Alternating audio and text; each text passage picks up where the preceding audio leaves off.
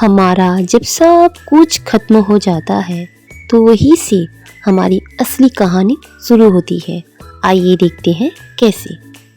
घने जंगल में एक छोटी सी चींटी रहती थी चिंकी।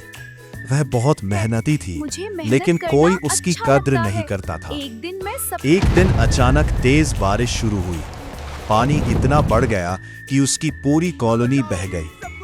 चिंकी अकेली रह गई। वह रोते हुए बोली, क्या मैं इतनी कमजोर हूँ कि किसी की मदद भी नहीं कर सकती?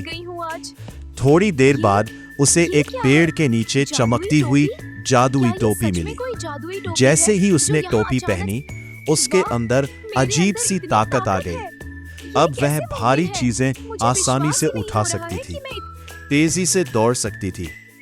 वह खुश होकर बोली, अब मैं सबकी मदद कर पाऊंगी। रास्ते में उसे एक घायल तितली मिली। तितली रो रही थी, मैं अब कभी उड़ नहीं पाऊंगी। चिंकी ने उसे संभाला और सुरक्षित जगह पहुंचाया। तितली मुस्कुराई, तुम सच में हीरो हो। चिंकी को पहली बार लगा उसकी ताकत का सही इस्तेमाल दूसरों की मदद करना है। आगे बढ़ते हुए उसे एक बूढ़ा कछुआ मिला।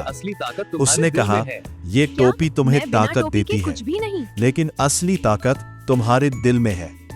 चिंकी थोड़ा सोच में पड़ गई।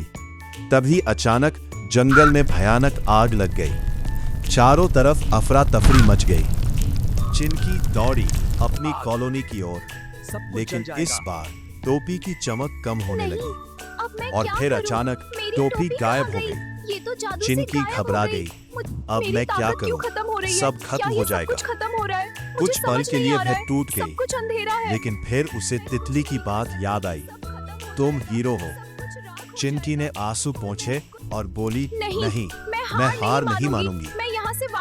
वो अकेले ही मिट्टी और पानी लाने लगी। धीरे धीरे बाकी चींटियां भी उसके साथ जुड़ गई।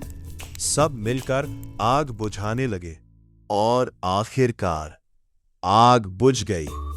पूरी कॉलोनी बच गई। रानी चींटी ने कहा, चिंकी, तुमने बिना किसी जादू के हमें बचाया। चिंकी मुस्कुराई। तभी हवा में वो टोपी फिर से दिखी, लेकिन इस बार चिंकी ने उसे नहीं उठाया। वो बोली, अब मुझे किसी जादू की जरूरत नहीं, असली ताकत मेरे अंदर है। और तभी टोपी हमेशा के लिए गायब हो गई।